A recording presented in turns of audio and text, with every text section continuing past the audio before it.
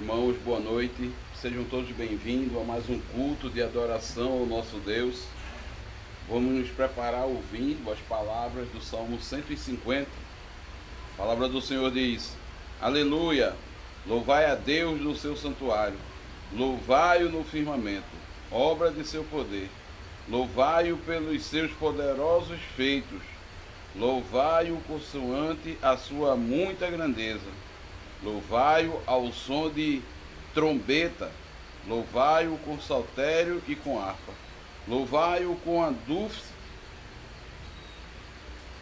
dulce de danças, louvai-o com instrumento de corda e som e com flautas, louvai-o com símbolos sonoros, louvai-o com símbolos retumbantes. Todo ser que respira, louve ao Senhor. Aleluia! Irmãos, vamos nos colocar de pé e conforme o Salmo 124, versículo 8, vamos fazer o nosso voto.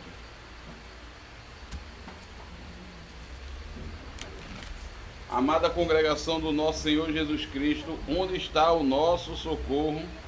O nosso socorro está em nome do Senhor, Criador dos céus e da terra. Graça a vós outros e paz, da parte de Deus nosso Pai e do nosso Senhor Jesus Cristo. Amém. Amém. Vamos cantar com alegria o Salmo 150, 150A.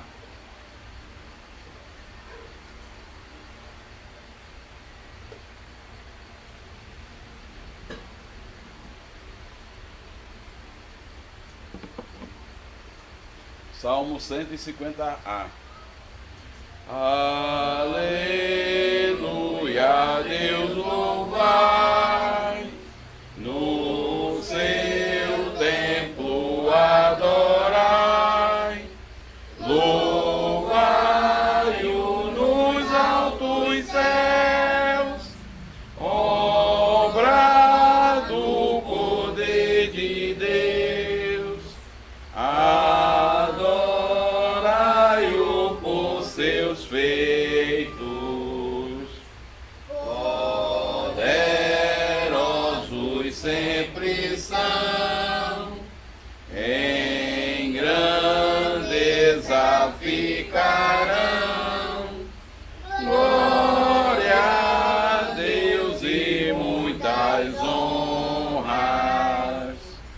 com trombetas dai louvor, com saltério e clangor, com adufes Deus louvai, danças lhe apresentai,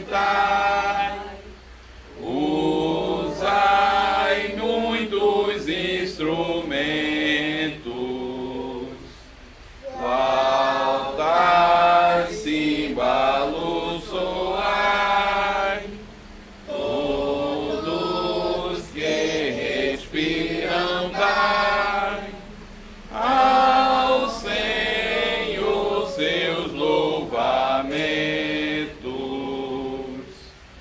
Os irmãos podem sentar. Vamos nesse momento rogar ao Senhor as suas bênçãos em oração, para que Ele nos conceda sabedoria por meio da sua graça e que seu Espírito Santo possa operar em nós essa sabedoria para entendermos aquilo que Ele tem para nos ensinar em sua palavra.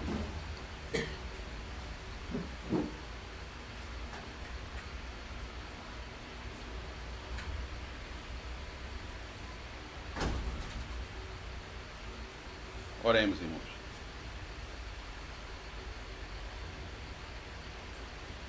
Nosso Pai, obrigado, Senhor, pois o Senhor, em tua graça, derrama o teu poder sobre a tua igreja, abençoando com o culto solene, trazendo o teu povo à tua presença, para ser edificado, para ser transformado, para ser ensinado, para ser confortado e ser consolado.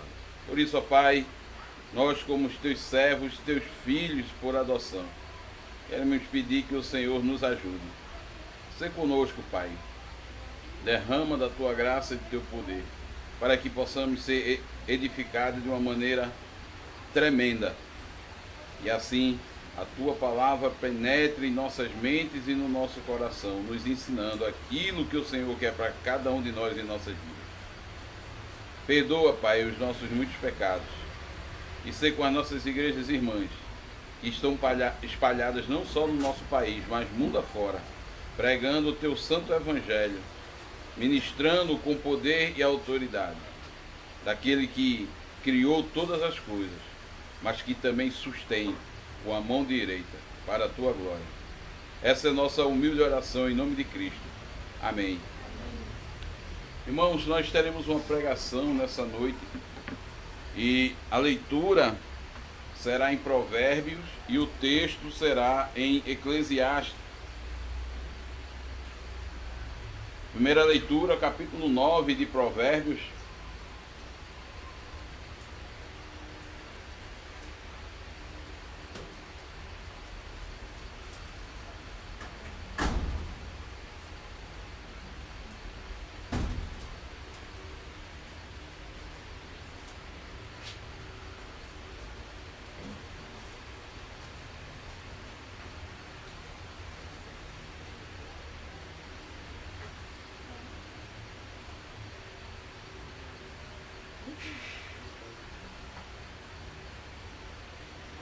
Nós vamos ler todo o capítulo 9 de Provérbios, do versículo 1 ao versículo 18.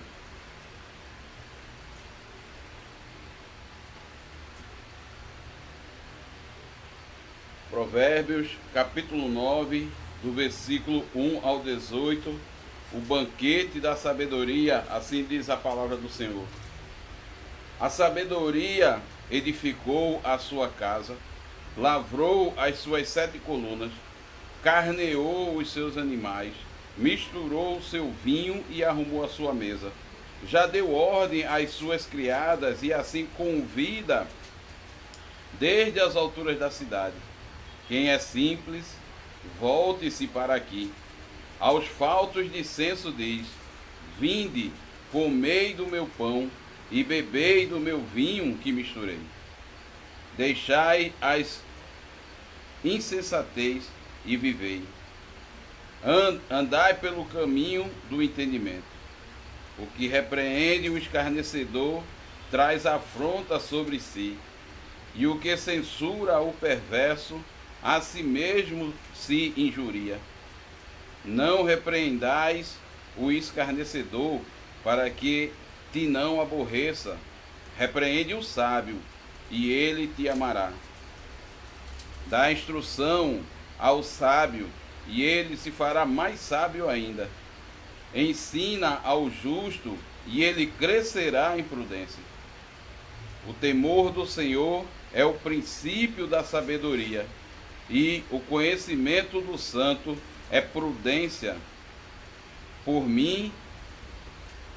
Porque por mim se multiplicam os teus dias, e anos de vida se te acrescentarão.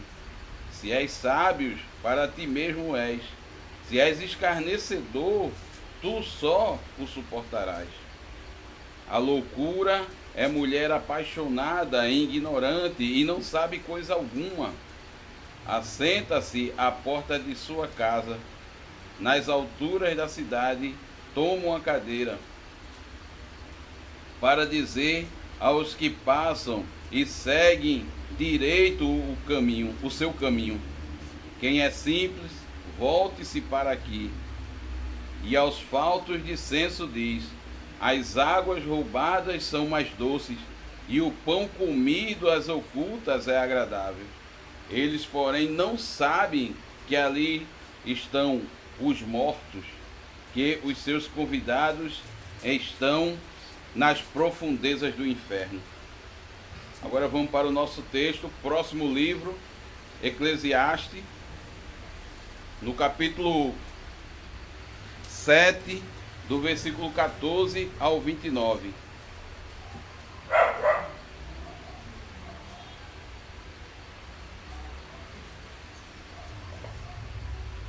Eclesiastes capítulo 7, do versículo 14 ao 29, a palavra do Senhor diz: no dia de prosperidade, goza do bem, mas no dia da adversidade, considera em que Deus fez tanto este como aquele, para que o homem nada descubra do que há por vir depois dele.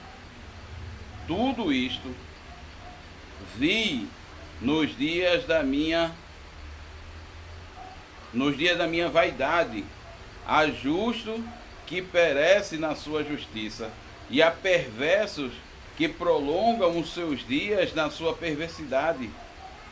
Não sejas demasiadamente justo e nem exageradamente sábio, porque te destruiria a ti mesmo.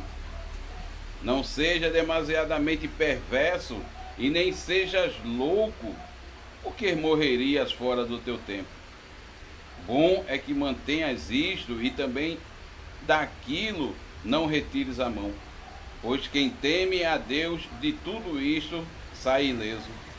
A sabedoria fortalece aos sábios mais do que 10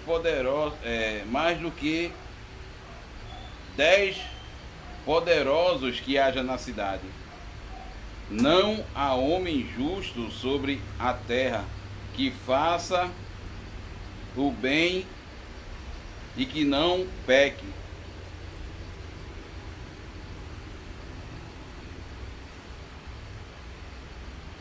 Não apliques o coração a todas as palavras que se dizem, para que não venhais a ouvir o teu servo a amaldiçoar-te. Pois tu sabes que muitas vezes tu mesmos tens amaldiçoado a muitos. Tudo isso experimentei pela sabedoria e disse: tornar-me-ei sábio. Mas a sabedoria estava longe de mim, porque está longe e muito profundo, quem o achará?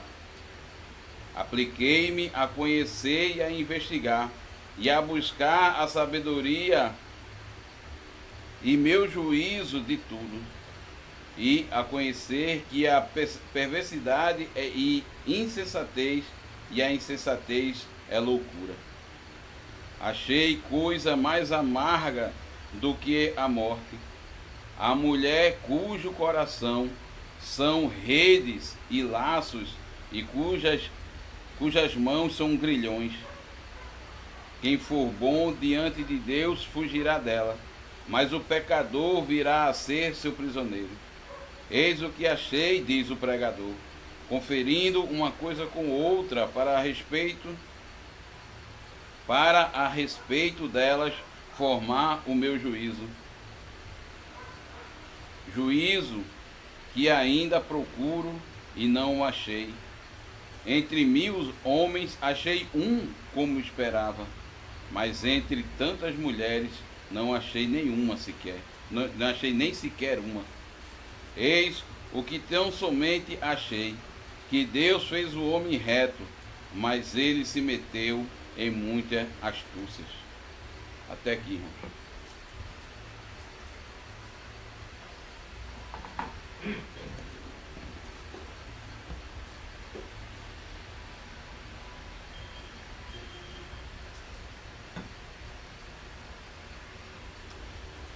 Amada congregação do nosso Senhor Jesus Cristo, enquanto estávamos lendo a segunda metade de Eclesiastes, capítulo 7, o que é que estava pensando em primeiro lugar?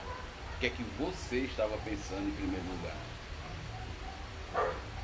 Foi sobre a profundidade da sabedoria nestes versículos?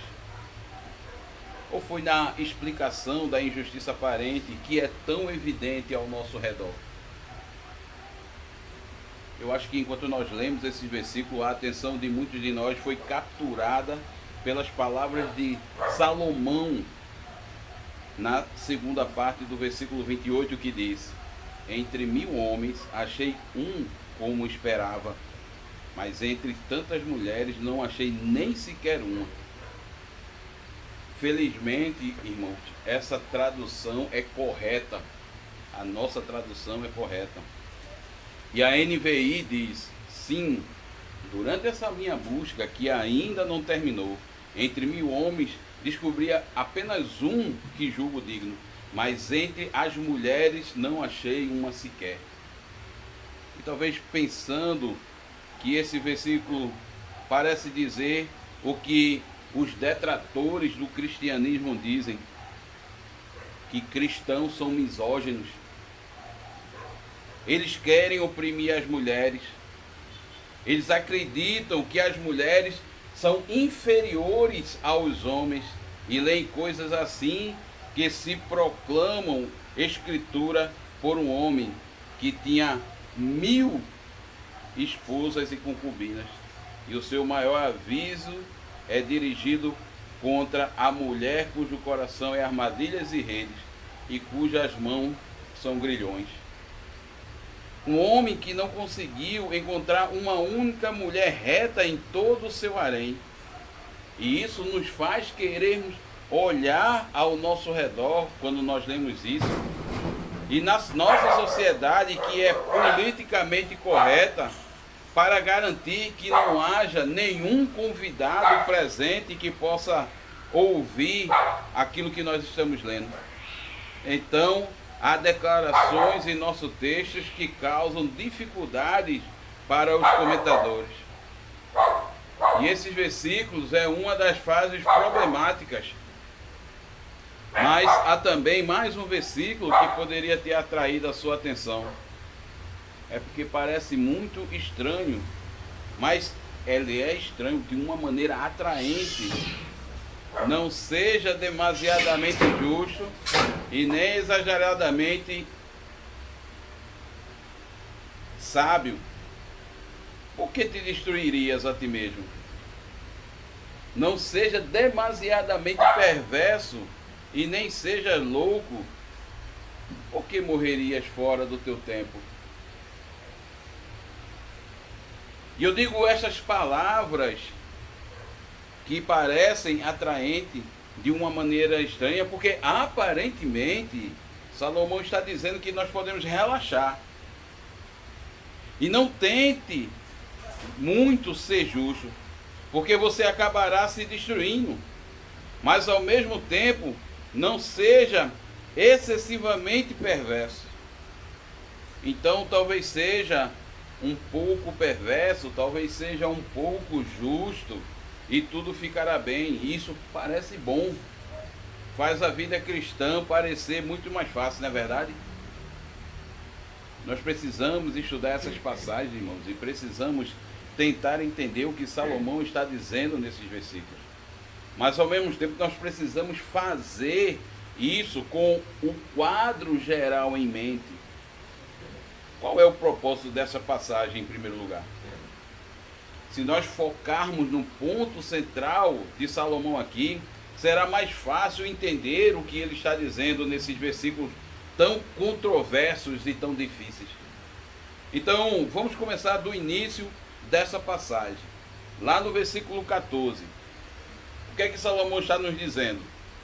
No dia da prosperidade, goza do bem, mas no dia da adversidade, considera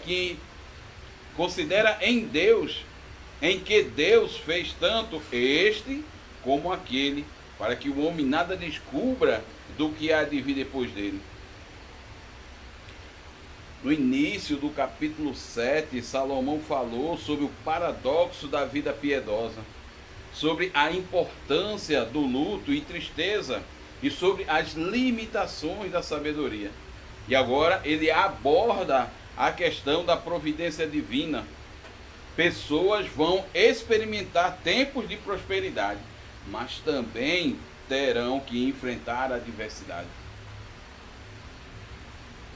Talvez pensamos em prosperidade como algo que sim vem de Deus, mas Salomão nos lembra, e aliás, enquanto nós pensamos que as adversidades, como algo que não vem de Deus, mas Salomão nos lembra que todas as experiências da vida, tanto as boas como as más, elas não vêm por acaso, mas vêm das mãos paternal de Deus, como nós confessamos no Catecismo de Heidelberg.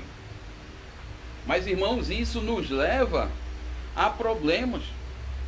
Porque o Senhor disse ao seu povo em Deuteronômio no capítulo 28, a palavra do Senhor diz: se ouvires a voz do Senhor teu Deus, virão sobre ti e te alcançarão todas as bênçãos.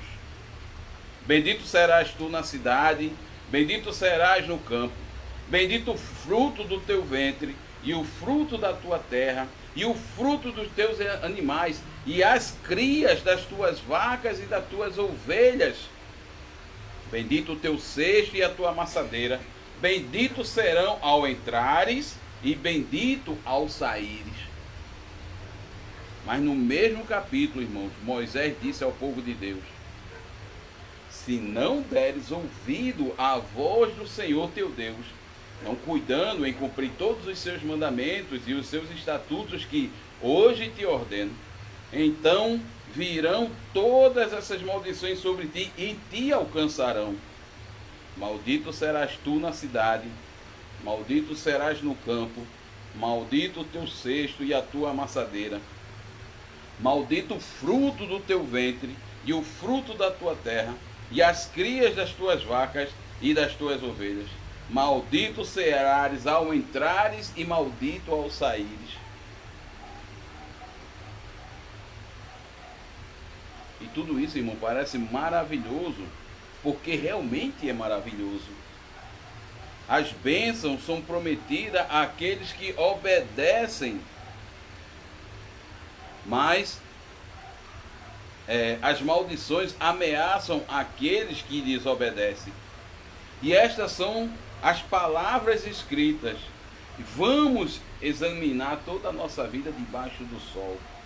Então há muitos exemplos de homens que viveram vidas perversas, que não pareceram sofrer até um pouco por causa da sua perversidade. Mas eu quero dizer que isso não é nada novo. O rei Davi viu a mesma coisa durante a sua vida, e ele descreveu essa experiência lá no Salmo 37, no versículo 35.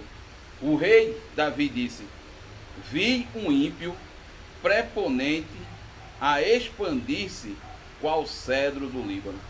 Então, apesar dessas maldições proclamadas por Deus, parece que muitas vezes os ímpios prosperam. Por outro lado, quantas vezes nós não vemos que os justos sofrem? Alguns de nós experimentamos isso pessoalmente. Irmãos jovens piedosos perdendo a sua vida por meio de doença, por meio de acidentes. E isso acontece até quando parece que esses jovens têm muito com que contribuir ao reino de Deus nessa vida. Mas, irmãos, isso é o que nós vemos. Isso é o que Davi viu. E isso é o que também Salomão viu. E esse é o problema do mal, o problema da injustiça. O termo técnico é teodiceia, porque muitos dos justos perecem em sua justiça, enquanto muitos homens perversos prolongam suas vidas na maldade. Esse é o dilema que Salomão enfrenta nessa passagem. E como devemos responder a esse problema aparente? Isso faz a nossa justiça, ou inversamente, a nossa maldade sem sentido? Salomão nos dá esse conselho: não sejas demasiadamente justo e nem exageradamente sábio. Então o que é que nós podemos fazer com isso? Isso é um apelo à moderação, a uma atitude relaxada em relação à nossa fé. Isso significa que não devemos tentar crescer em sabedoria demais, que devemos estar satisfeitos com uma quantidade moderada de sabedoria, porque buscar uma maior sabedoria apenas nos destruirá no final? A resposta é não, irmão. Não é o que Salomão está dizendo. Pense em como alguns do povo de Deus teriam respondido a um jovem aparentemente justo morrendo. Eles poderiam responder dessa maneira: é óbvio que ele não era suficientemente justo. Se ele realmente tivesse sido justo, ele ainda estaria vivo agora. E assim, querendo receber as bênçãos de Deus, como aquelas prometidas aos justos lá em Deuteronômio capítulo 28, eles se propuseram a ser super justos, querendo garantir uma vida longa, porque uma longa vida é prometida aos que são obedientes. Eles procuram todas as formas possíveis de serem obedientes. Eles procuram todas as formas para serem obedientes. Vendo que as bênçãos são prometidas aos sábios, eles buscam a sabedoria, porque querem essas bênçãos. E é a prática da teologia que diz: se eu fizer isso, Deus me dará aquilo. Eles estão tentando forçar a mão de Deus. Estão tentando obter alavancagem sobre essa vida. É tudo o que Salomão negou ao longo desse livro. Porque Deus criou o dia da prosperidade, bem como o dia da perversidade, da adversidade, melhor dizendo, para que o homem não descubra nada que seja depois dele. Não podemos forçar a mão de Deus. Não podemos forçar Deus a fazer nada. E não podemos pensar no universo como um tipo de máquina gigante que executa leis inflexíveis numa base do quiprocó. Faça isso e obtenha aquilo em troca. Coloque a moeda na máquina e obtenha o prêmio. Mas em seguida Salomão também nos dá um outro lado da história. Não seja excessivamente mau.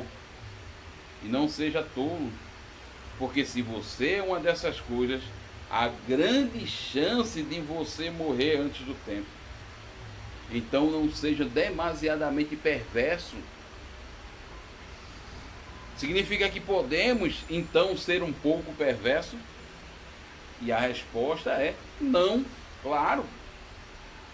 Usando a analogia de fé que precisamos usar quando interpretamos as passagens mais difíceis da Escritura, das quais esta certamente é uma, não há absolutamente nenhuma base para dizermos que Salomão esteja defendendo algum tipo de perversidade light. E isso fica claro nos versículos 18 e no 20. No versículo 18 ele recomenda o temor do Senhor. O temor do Senhor nunca pode ser igualado a alguma forma de desobediência leve que Deus simplesmente tolerará. Não. Ele vai dizer lá no capítulo 8 e no versículo 12: ainda que o pecador faça o mal 100 vezes e os dias se lhe prolonguem, eu sei com certeza que bem sucede aos que temem a Deus. Então, na conclusão de Eclesiastes, no capítulo 12, no versículo 13, diz: de tudo o que se tem ouvido, a suma é: teme a Deus e guarda os seus mandamentos, porque isso é o dever de todo o homem. No versículo 20 ele diz: não há homem justo sobre a terra que faça o bem e que não peque. Ele não está dizendo que não há tal coisa como um homem justo. Lembre-se que no versículo 15 ele fala sobre um homem que é justo. E ele presume que existem aqueles que são justos, aqueles que são sábios, aqueles que servem a Deus. E o que ele está dizendo é que até o homem mais justo no mundo, ele vai tropeçar, ele vai cair. Ele vai cair em pecado durante a sua vida. O homem mais justo no mundo nunca será perfeito moralmente. Então você nunca poderá reforçar Deus a abençoar você por viver uma vida justa, Porque você nunca vai realizar o padrão de perfeição que Deus exige.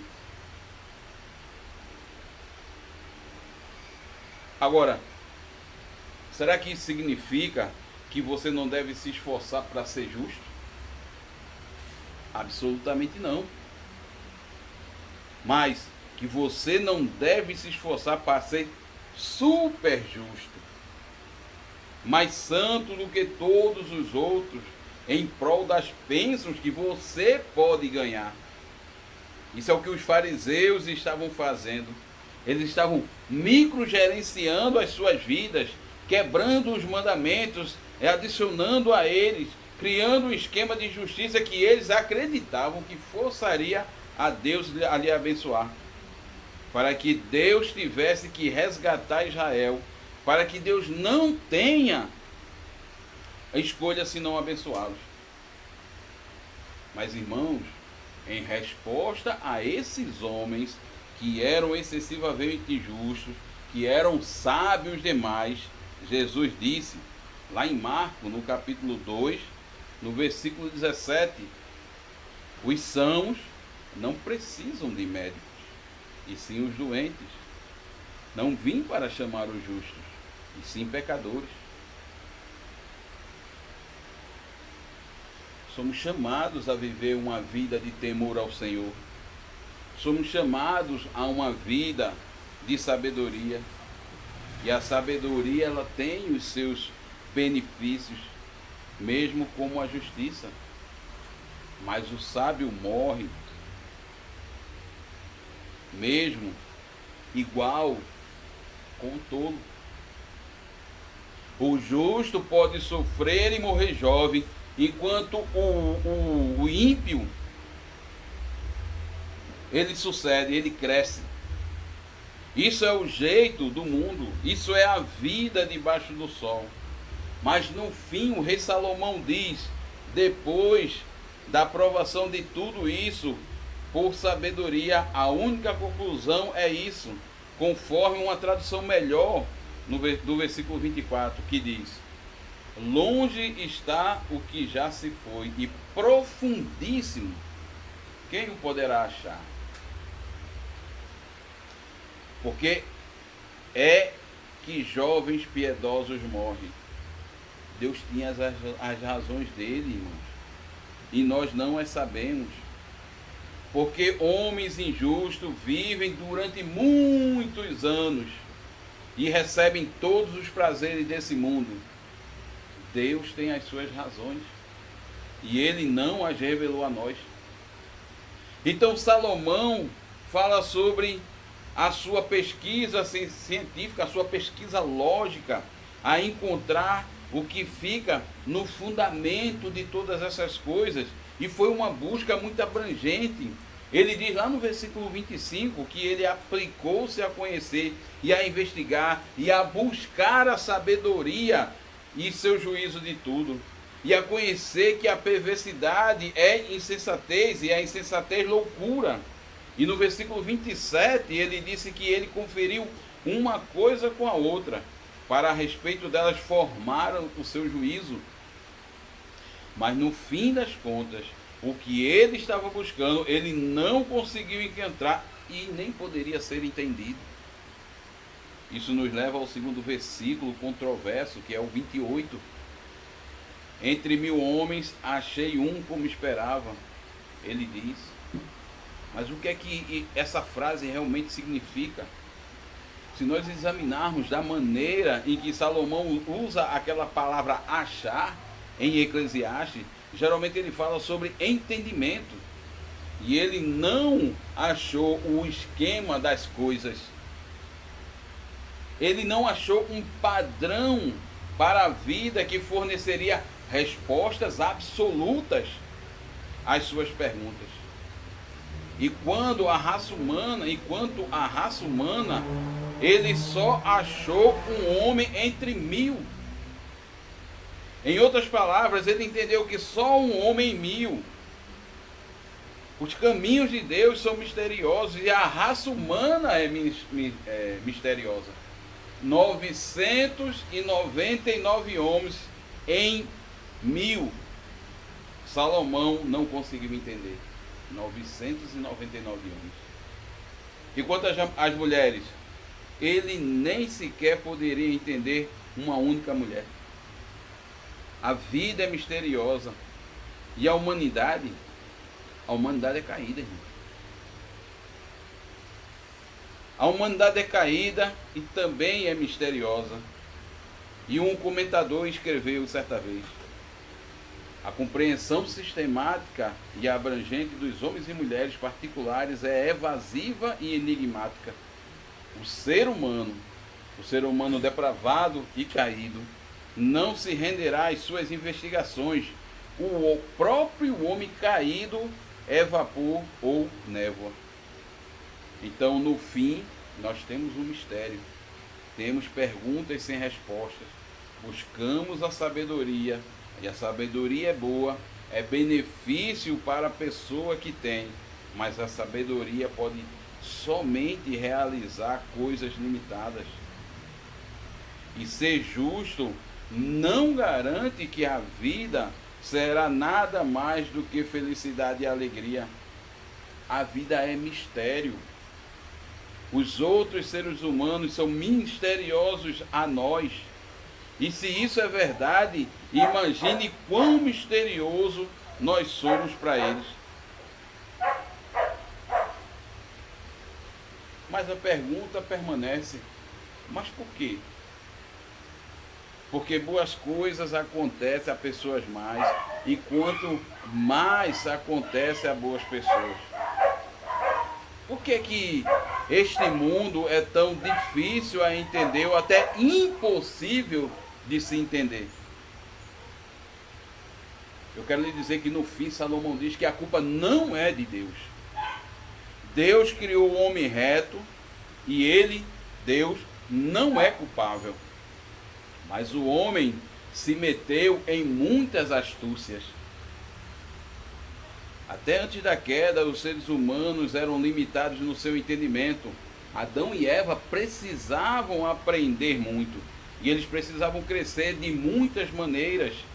E como criaturas, o seu conhecimento e entendimento sempre teria sido limitado a Deus, ao conhecimento de Deus.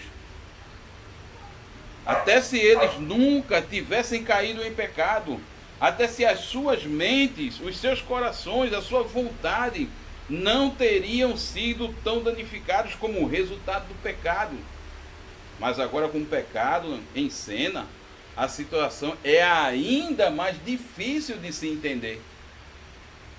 As pessoas fazem coisas que não fazem sentido. Nós vemos nos outros e também vemos em nós mesmos. Nós dizemos coisas, nós fazemos coisas e depois nos perguntando: por que eu disse isso? Porque eu não poderia simplesmente ter calado a minha boca.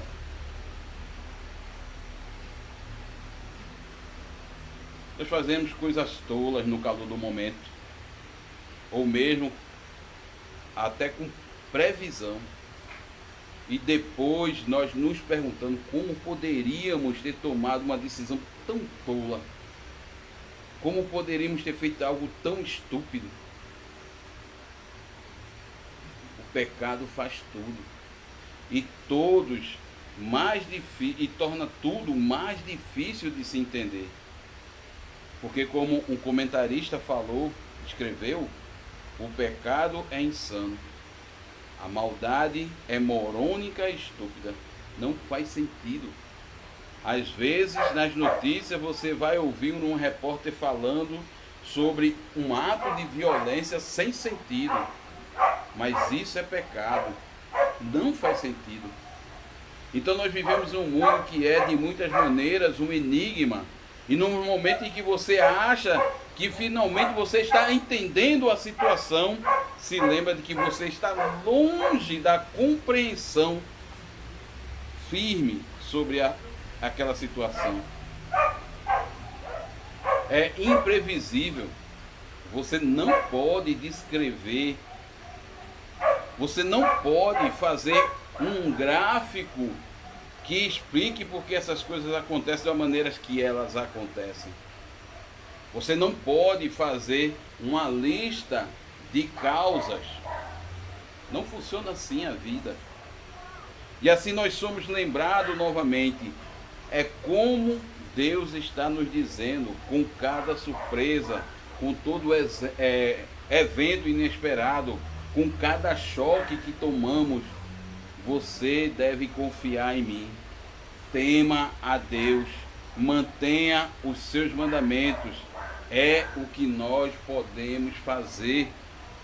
Confie que Deus providenciará, até quanto nossas pequenas mentes não podem entender o que está acontecendo ao redor de nós, ou talvez o que está acontecendo conosco. Ore por sabedoria e percepção.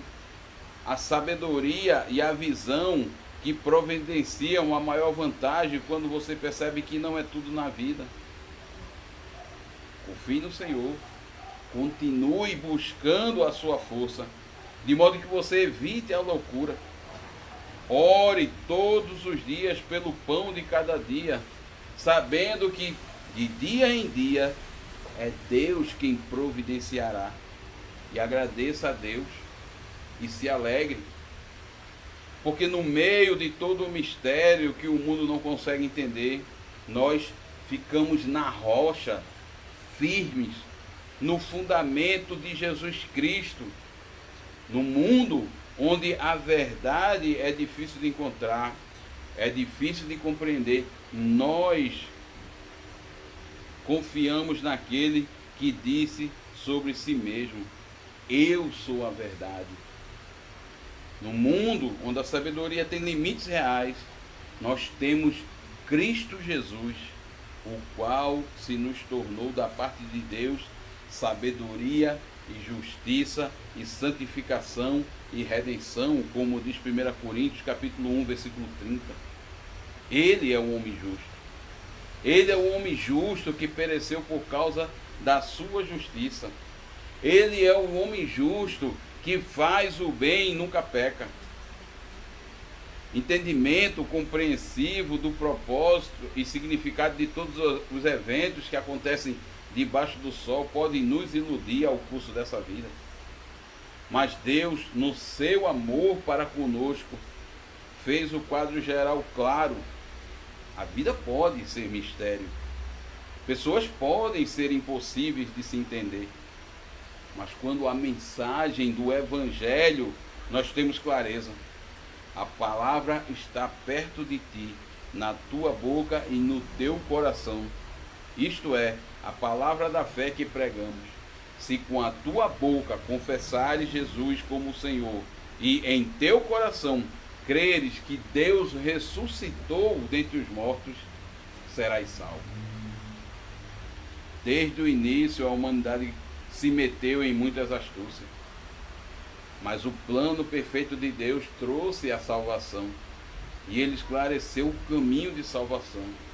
No mundo caracterizado por confusão e desentendimento, por falta de comunicação, por loucuras e tolice, nós temos a âncora da alma, que está segura e firme. A nossa esperança em Jesus Cristo, que está sentado à destra do Pai, que governa todas as coisas e que vai voltar com certeza. Bom é que retenhas isto, como Salomão disse no versículo 18: tema a Deus, entenda as suas próprias limitações e as perfeições de Deus. Deixe tudo e siga a Cristo. Amém.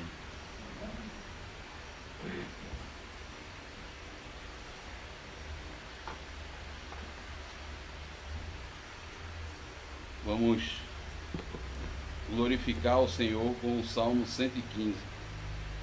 Não a nós, Senhor, mas ao teu nome da glória.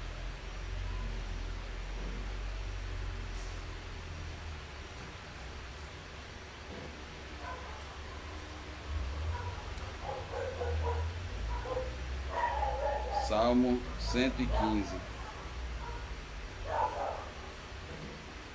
Não a nós, nós, Senhor, não a nós, Senhor, mas ao teu nome da glória, por amor da tua misericórdia e da tua fidelidade, porque perguntam as nações, onde está vosso Deus?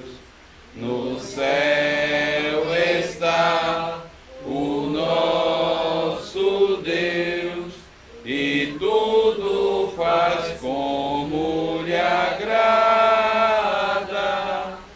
Não a nós, Senhor, não a nós, Senhor, mas ao teu nome da glória, por amor da tua misericórdia e da tua fidelidade, porque confiam as nações em ouro, prata e riquezas, e se afastam do Senhor, que é fonte de todas as bênçãos. Não a nós, Senhor, não a nós, Senhor, mas ao teu nome da glória, por amor da tua misericórdia e da tua fidelidade. Oremos, irmãos. Nosso Pai, obrigado, Senhor, pela pregação que acabamos de ouvir. Obrigado que por meio da tua palavra nós sabemos e reconhecemos que todo ser humano, homem e mulher, são miseráveis pecadores, que nós precisamos de um Salvador, pois nós estamos em débito com o Deus Todo-Poderoso, e que esse Salvador é o Filho amado que o Senhor enviou para restaurar essa comunhão contigo de uma maneira completa e total. E esse Salvador morreu em nosso lugar sem ter cometido um único pecado. Tudo isso para pagar a nossa dívida. Obrigado, Senhor, pois tu, Deus Todo-Poderoso, providenciou e cumpriu o plano de salvação para nós. Então, que a tua graça esteja sobre nós, sobre o teu povo espalhado aqui nessa terra, sobre aqueles que estão buscando o entendimento, que estão buscando a sabedoria.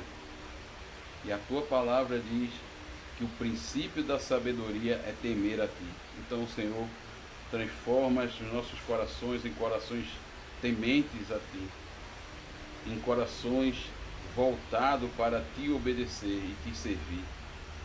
Corações que possam transformar as nossas vidas de uma maneira que sejamos mais parecidos com Cristo Jesus.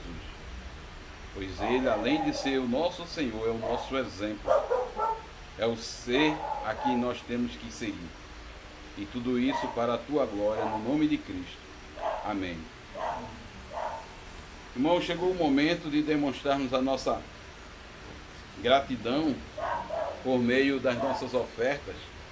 E enquanto o nosso irmão recolhe as ofertas, vamos cantar o Salmo 134b. Bendizei ao Senhor todos.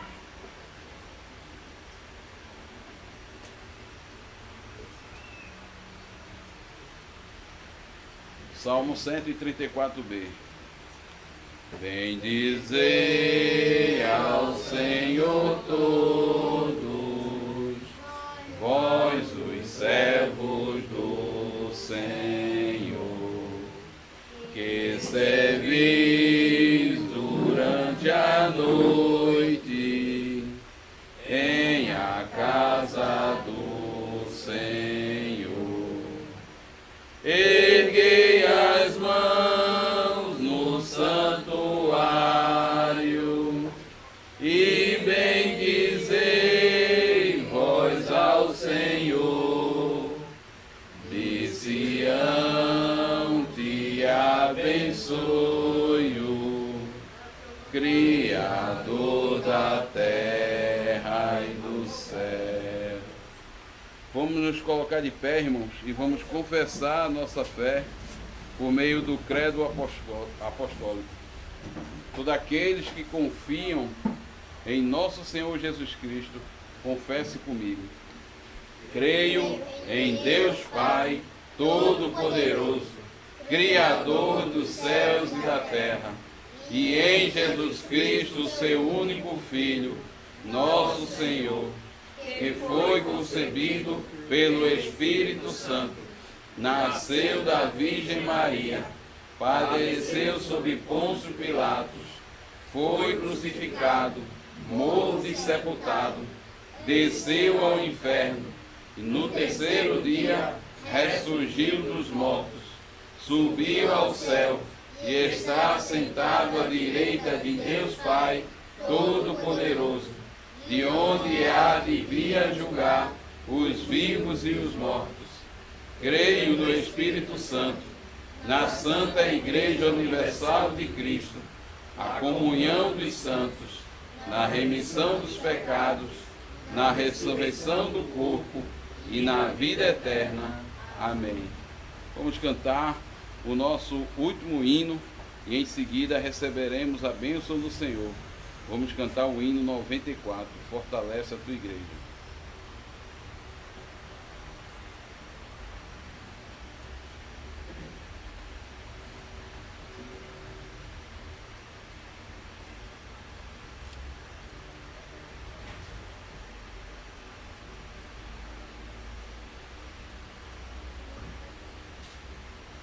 Hino 94. Fortalece a tua igreja, ó bendito Salvador, dá-lhe tua plena graça, ó renova seu vigor, vivifica, vivifica nossas almas, ó Senhor, vivifica, vivifica nossas almas, ó Senhor. Vem, concede por bondade em perfeita comunhão a pureza na doutrina, a constância na oração, purifica, purifica nossas mentes, ó Senhor, purifica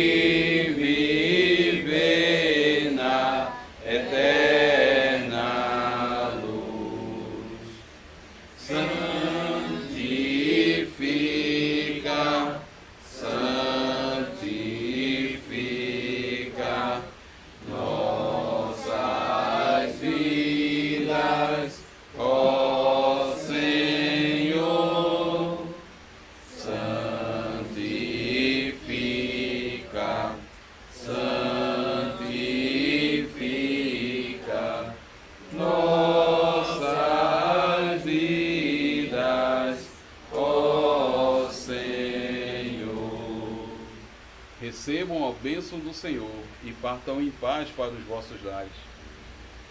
O Senhor te abençoe e te guarde. O Senhor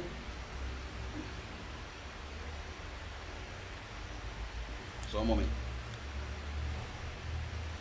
O Senhor faça resplandecer o seu rosto sobre ti e tenha misericórdia de ti. O Senhor sobre ti levante o rosto e te dê a paz. Amém. Amém.